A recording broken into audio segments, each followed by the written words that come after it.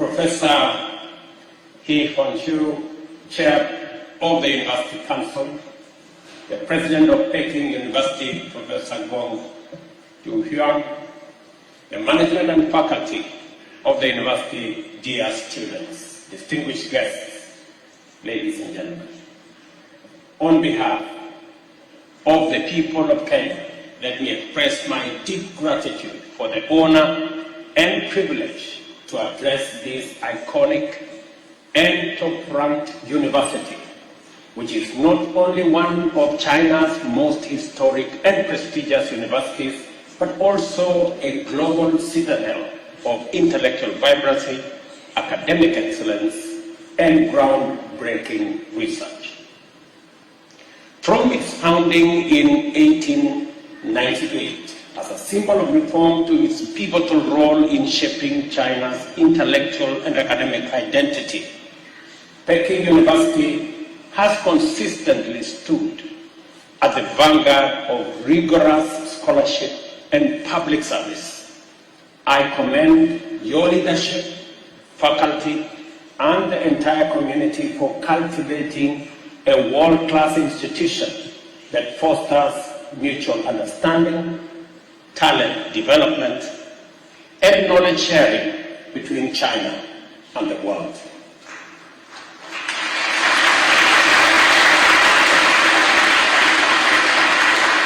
Peking University has played a pivotal role in China-Africa educational relations, having educated over 4,000 African students since 1956, including many from Kenya. We are proud of our academic collaboration, including the partnership with Kenyatta University in literature and cultural studies. These exchanges and the scholarships you provide are building lifelong people-to-people bonds and transforming lives in very tangible ways.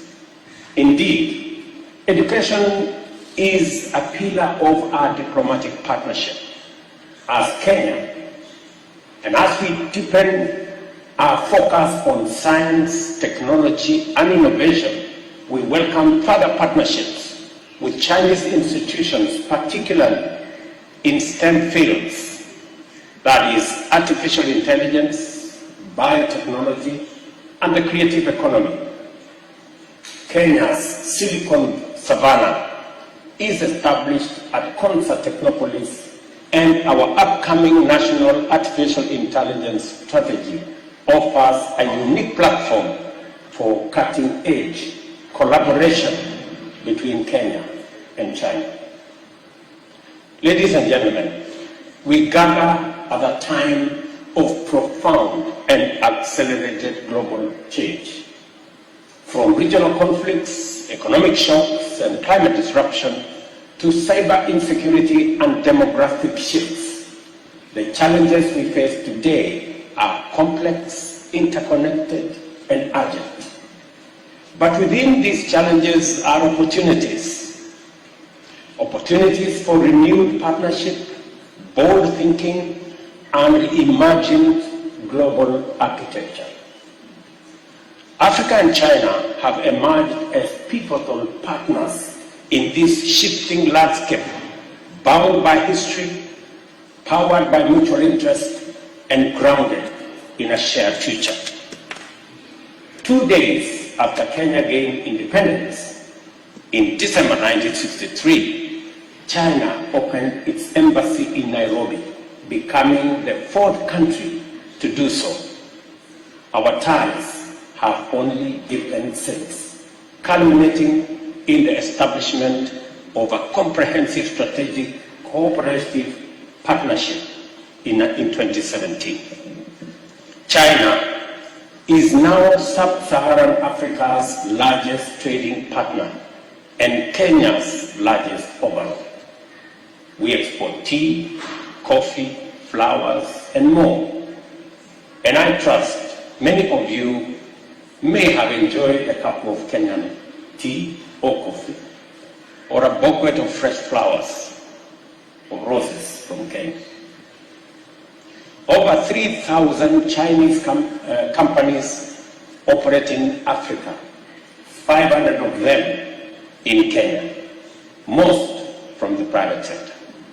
Our cooperation under the Belt and Road Initiative has delivered flagship infrastructure projects including roads, ports, and the standard gauge railway infrastructure that is reshaping national connectivity and regional integration. But even as we celebrate these achievements, we must confront a sobering truth. The post-war multilateral system is broken, dysfunctional, and no longer fit for purpose. And the escalating trade tariff war may be its final death blow. Allow me, ladies and gentlemen, to give my perspectives on 4 key aspects, namely peace and security, the climate change crisis, the global financial architecture, and matters global trade, and suggest possible ideas on the way forward. Of the United Nations and the UN Security Council, no other circumstance other than the post-war situation would have made the current structure of the UN, and more particularly the UN Security Council, and that is the 5 permanent members with individual powers, an acceptable peace and security architecture.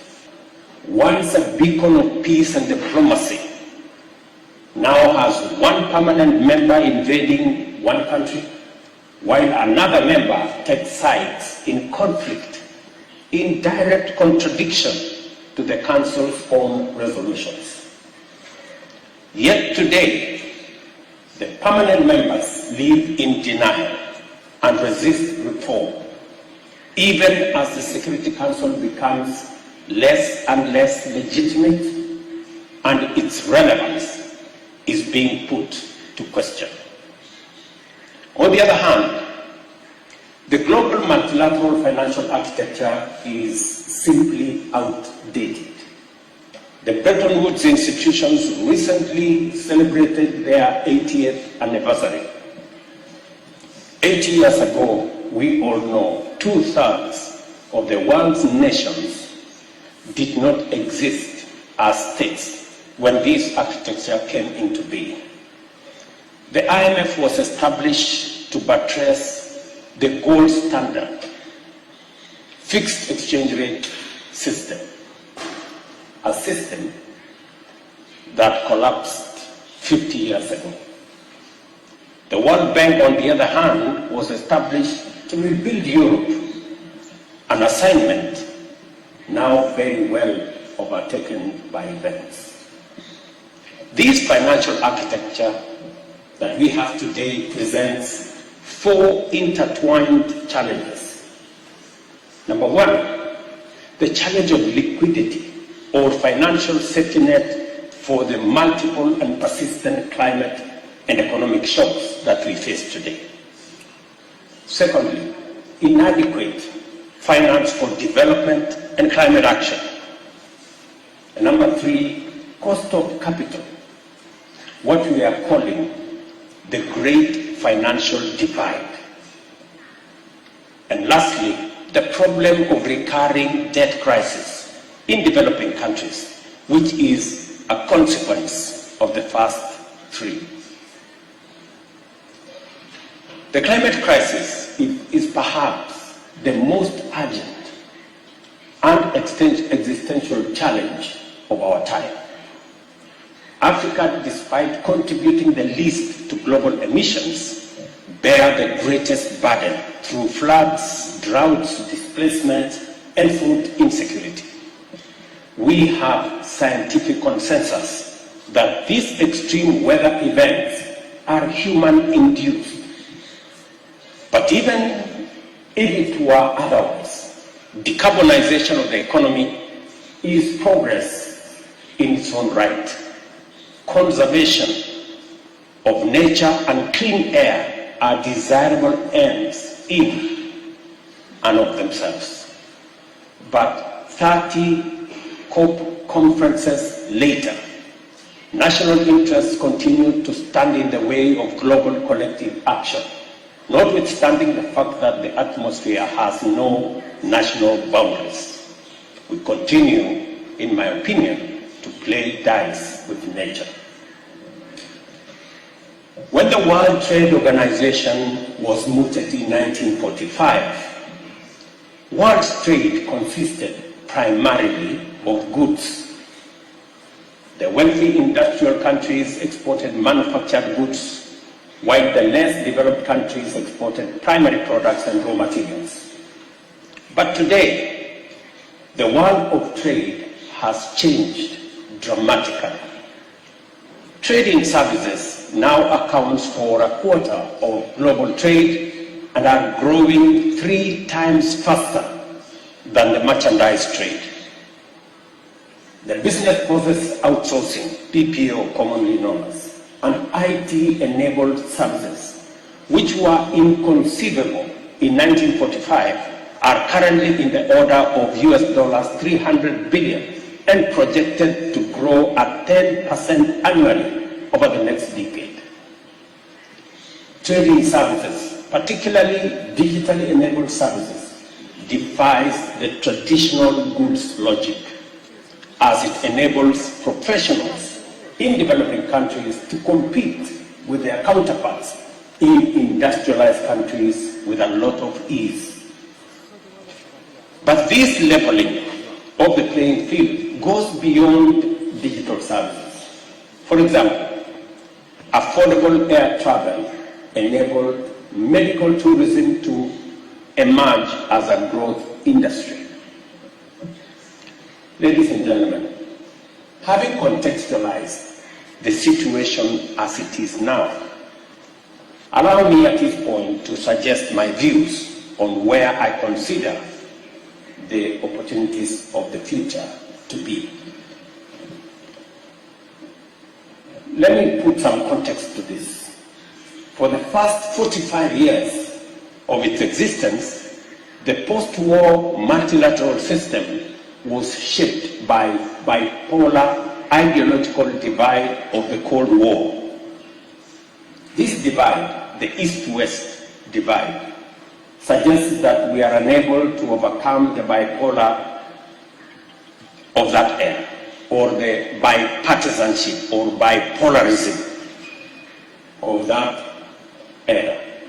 Seemingly, there appears to be Cold War warriors that are unable to see a world that is not ideologically polarized and are determined to reinvent a polarized world by every means possible. In a world where globalization is no longer an option, but an existential imperative, any polarization is undesirable, unnecessary, and untenable. 2 structural forces, in my opinion, have driven globalization, namely technology and demography. They are irreversible. Until very recently, perhaps no more than a decade ago, it was taken for granted that the industrialized West would maintain a competitive advantage in high technology industries, while the global South would remain in low-tech, labor-intensive, and primary goods industries. Today, disruptive, cutting-edge innovation can pop up anywhere in the world. The DeepSeek AI disruption and Kenya's revolutionary mobile money transfer technology are glaring signs of our times.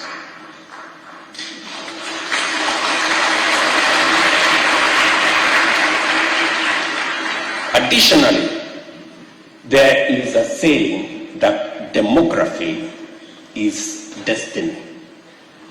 Economic development cannot be divorced from demographics. It is people who produce, and it is people who consume or provide a market. At the dawn of African independence in 1960, the combined population of the US and the European Union at 520 million, double that of Africa at 260 million. 6 decades on, it is the opposite or the reverse. Africa's population of 1.5 billion is now double the combined US-EU population of 800 million. The demographic dynamic has an inevitability about it. Aging societies would want to reverse the trend, but there is very little they can do about it. So, inevitably, capital will have to flow to where the workforce is. At 19, Africa's median age is less than half of Europe and comparable to China's median age in the mid-70s.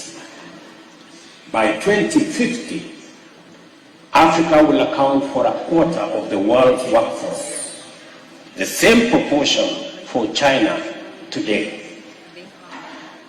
Let me tell you this. If the first half of this century belongs to China, the second half of this century belongs to Africa.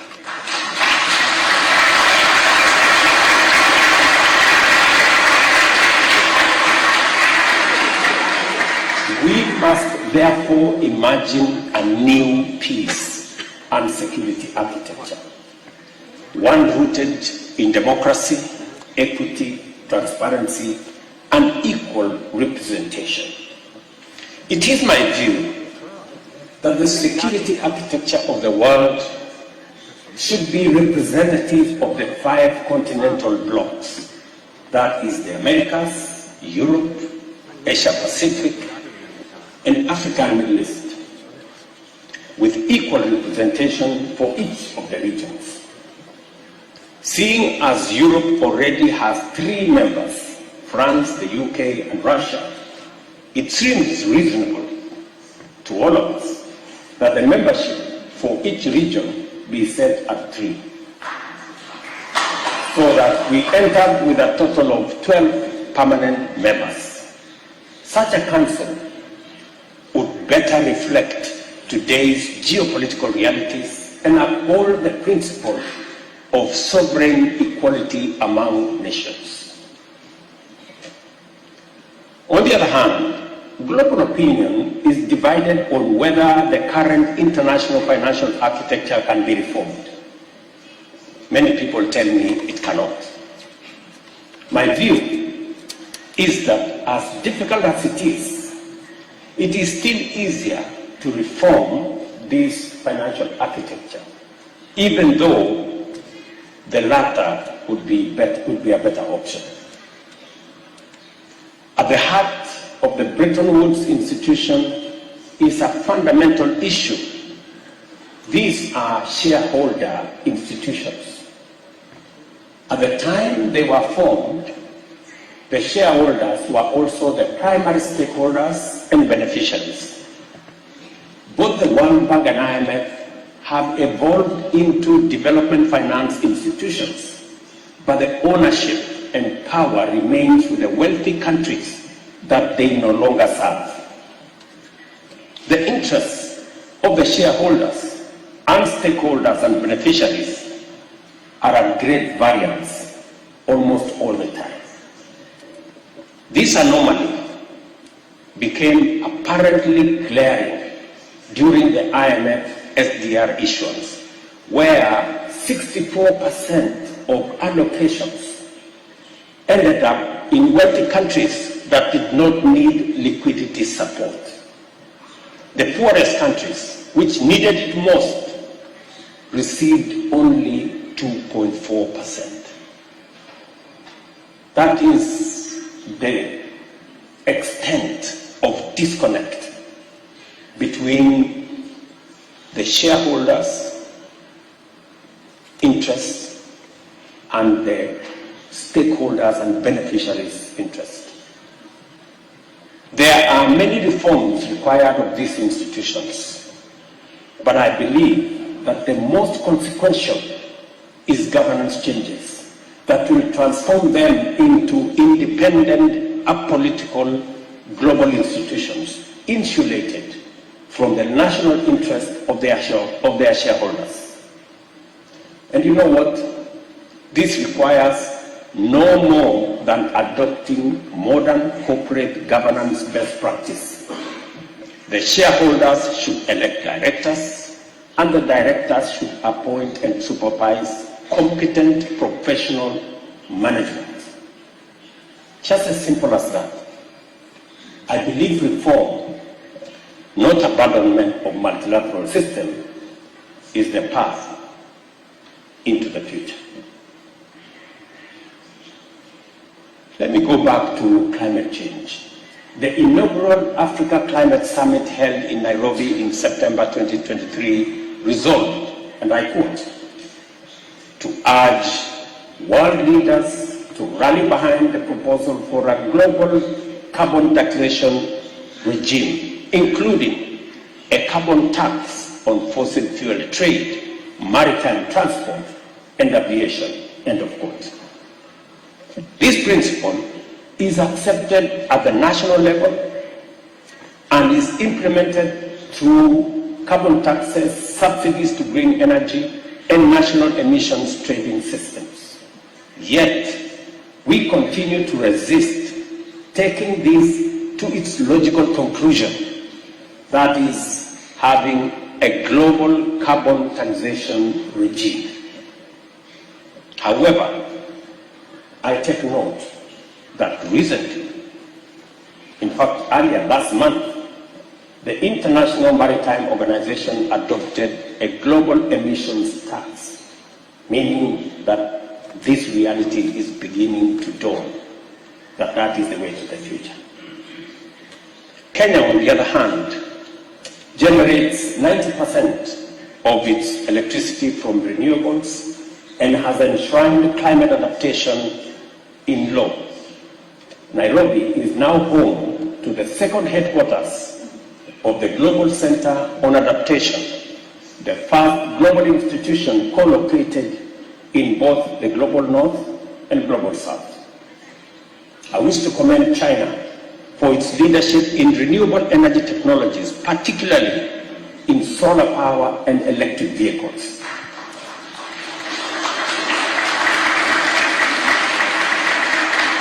Without China, many of these technologies would remain unaffordable for much of the developing world. Today, solar panels, e-bikes, and electric buses are commonplace in African towns. This is what meaningful South-to-South cooperation should look like. Ladies and gentlemen, as the world's trade system evolves, we must update our assumptions. While the language of international trade is framed on issues of trade between countries, much of trade now occurs within international supply chains of global cooperations. Actual trade flows are captured in export and import data, provide a very limited, maybe even distorted view of international trade. Apple Corporation reported US dollars 391 billion sales in 2024, of which America's contribution of US dollars 167 billion, while the rest of the world contributed 224 billion of that 391 billion. In effect, more than 2/3 of its market is outside the United States. Nike, an Another example, reported sales of $49 billion US, 21 billion in North America, and 28 billion from the rest of the world. By and large, America's global corporations generate between half and 2/3 of their business abroad. The question we have to ask is, how is this value distributed? When Levi's or Calvin Klein jeans are stitched in Kenya or Cambodia, then sold in China or India, with the profits accruing to the Global North Corporation, which share of the value is global trade and which is not? It's a question I hope some of the students in this university will explore. It stands to reason that when the entire value chain is factored into the trade equation, North America enjoys an even more significant commercial surplus from the global trade than is reflected in the trade figures we are currently working with. Indeed, this is the conclusion reached in a study by the European think tank Center for Economic Policy Research, published in 2024, which was titled Globalization and Profitability of US Firms. Let me quote them, and I quote, "Lower trade barriers allowed North American firms to enter new markets and utilize their intangible assets to boost profitability. Foreign profitability of US firms increased by much more than domestic profitability." End of quote. It is an assignment to all of us as we discuss matters trade to know that the statistics that are available do not give a full picture of what values and what trade we are working with. There is a big difference between numbers of trading goods that is not complemented with numbers trade in services and other intangibles. Kenya's response to these realities is rooted in economic diversification and regional integration. Through the Africa Continental Free Trade Area, we aim to unlock value chains and markets across our 1.4 billion strong continent. Nairobi, our capital, serves as a UN headquarters in the Global South and as a hub for environment, finance, media, and innovation.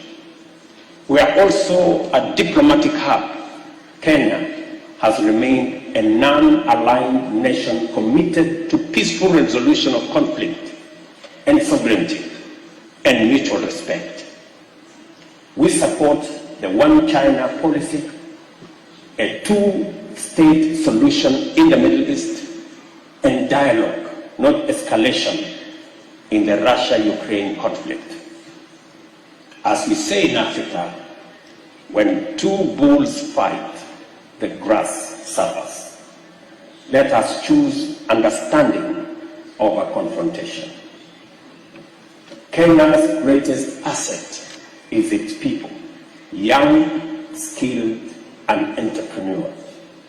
Over 80% of our population is under 35, and we are building institutions and ecosystems that will harness this demographic advantage through education reform, digital innovation, and youth entrepreneurship. Initiatives like our Silicon Savannah at Concert Technopolis and our Big Five University Research Cluster are also attracting global partnership. Peking University can play a pivotal role in this future. We encourage deeper cooperation through scholarships, artificial intelligence research, innovation labs, and student exchanges. We envision a digital future that is Kenya in location, Africa in identity, and global in impact. Ladies and gentlemen, Kenya and China are not merely trade partners. We are co-architects of a new world order, one that is fair, inclusive, and sustainable. Let us measure our success not in GDP growth or trade volumes, but in how many lives we uplift, how many futures we secure, and how much dignity we restore.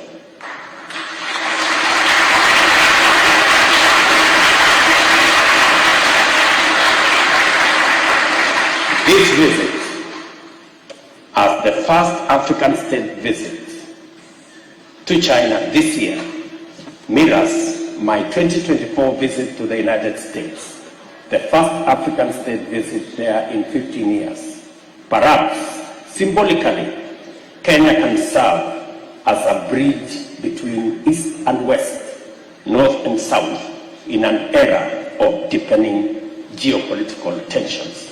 Let this be our shared legacy that China and Africa, through trust, vision, and partnership, help to build the foundation for a 21st century multilateralism that serves all humanity. I thank you.